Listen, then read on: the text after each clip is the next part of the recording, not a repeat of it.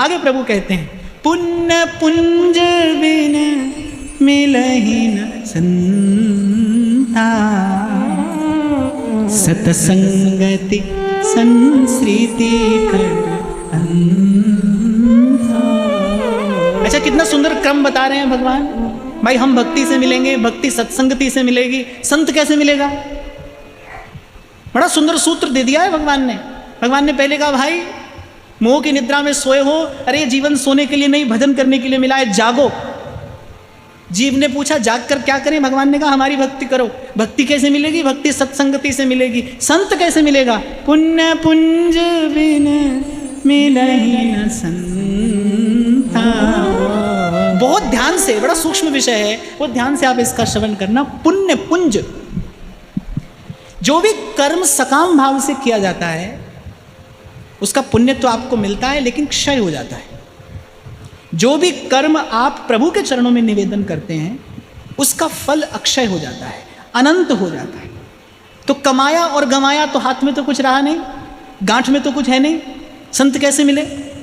बहुत सारे लोग हैं आजकल, तो नई पीढ़ी जो है बार बार यही बात कहती है, बोले कि माला जपना तो हमें अच्छा नहीं लगता, मंदिर जाने का तो हमारे पास समय नहीं है। और अपनी भाषा में वो कहते हैं, बोले we believe in good karma, हम बस अच्छा काम करते हैं। अरे अच्छा काम तो करते हो, उसको तो अच्छी बात है, पर अच्छा काम करके उस अच्छे काम के पुण्य को रखना कहाँ है, इसकी खबर भी तो होनी चाहिए। अपने पास रखोगे तो नष्ट हो जाएगा।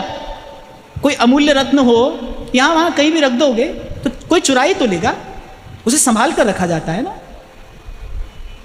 तो अपना पुण्य अपने पास रखोगे तो नष्ट हो जाएगा, प्रभु के चरणों में निवेदन करोगे तो अक्षय हो जाएगा, अनंत हो जाएगा। फिर जब पुण्य संचित होता है, भगवान कह रहे पुण्य पुंज बिन, पुंज माने समूह, जब पुण्य संचित हो जाता है, एकत्रित हो जाता है, इकट्ठा हो जाता है, पुण्य पुंज बिन मिलहि न संता। पूंजीभूत हुए बिना, पुण्य के पूंजीभूत हुए बिना संत नहीं मिलता। ऐसे ही किसी को नहीं मिल जाता है भाई संत, ऐसे ही नहीं मिलता। बहुत पुण्य हो जाए जब, अनेक जन्मार्जितम पुण्यम कृष्ण भक्ति प्रजायते, जन्मों की पुण्य राशि जब संचित होती है तब जीवन में संत का दर्शन होता है। तभी तो रैदास कहते हैं, आज के दिवस पे जाऊं बलिहारा, मेरे घर आया राजा राम जी का प्यारा, मेरे घर आया राजा राम जी का प्यारा।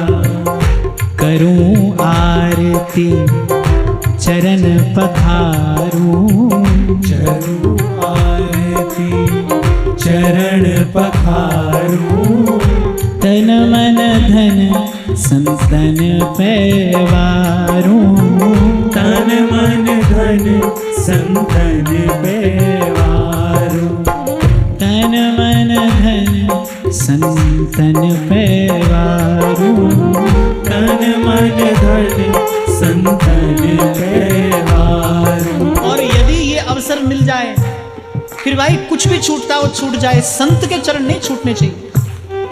हमारे ध्रुवदास जी तो यहाँ तक कहते हैं, आप प्रभु की सेवा कर रहे हैं और द्वार पर कोई संत आया है तो प्रभु की सेवा को वहीं छोड़कर पहले जाकर संत का सत्कार करिए, पहले जाकर साधु का दर्शन करिए, साधु के चरण स्पर्श करिए, पहले उसको आसन दीजिए। कुछ भी छूटे, कोई भी क्षति होती हो, संत नहीं छूटना चाहिए भाई, सत्संग नहीं छूटना चाहिए। आप देखो कबीर जी सदगृहस्थ हैं और बड़े स्वाभिमानी संत हैं कबीर। इसलिए कल मैं आपको कह रहा था भाई कबीर जी जैसे तो कबीर जी हैं। संतों की जमात आई, घर में कुछ है नहीं, कभी ना मांगने वाले कबीर आज प्रभु से कहते हैं, साईं इतना दीजिए जामे ग्रस्त समा, मैं भी भूखा ना रहूं, साधु न भूखा। परिवार पर विपदा आई, कबीर जी को तनिक भी कोई शोक नहीं है, कोई क्षोभ नहीं है, वो तो गंगा किनारे जाकर राम राम जपते हैं। परिवार पर विपदा आई, कष्ट आई, पर कबीर का हृदय दोलायमान नहीं हुआ। घर से संत जा रहा है, कबीर जी ने कहा प्रभु ये हम नहीं देख पाएंगे, ये हम स्वीकार नहीं कर सकते। चलो आज बहुत दिन हुए गाते हैं कि कबीर जी कह रहे हैं भाई मैं सदगृहस्थ हूं, मैं मांग नहीं सकता, मैं किसी के द्वार पर जाकर याचना नहीं कर सकता। साधु होते तो मैं तो करी कर लाते, पर मैं तो गृहस्थ हूं, मैं किसी के द्वार पर जाकर मांग नहीं सकता। तो कबीर जी रूठ गए, बोले अरे जन्म भर हो गया तुम्हारा नाम रटते रटते, भूखे भक्ति न कीजे यह माला अपनी लीजे माधो, भूखे भक्ति न कीजे यह माला अपनी लीजे